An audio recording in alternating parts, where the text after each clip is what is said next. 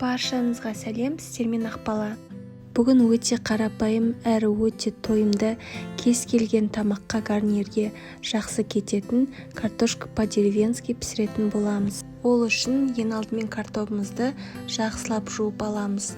Одан кейін дәл осы видеода көрсетілгендей етіп бөліктерге бөлеміз.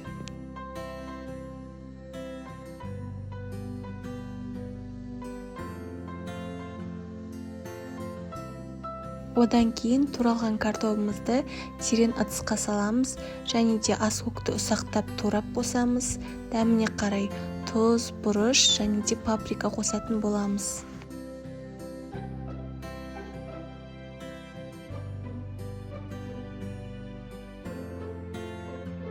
Ең соңынан зәйтүн майын немесе кез келген өсімдік майын қосып, жақсылап араластырамыз.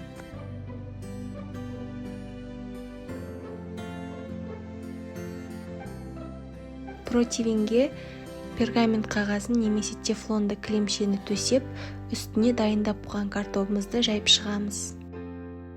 Қызып тұрған 180 градус пеште 30-40 минут пісіріп аламыз.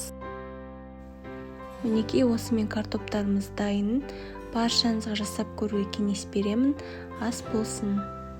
Алдағы бөлісетін рецепттерімді жіберіп алмас үшін каналыма тіркеліп қоңыраушаны басып кетуді ұмытпаңыз.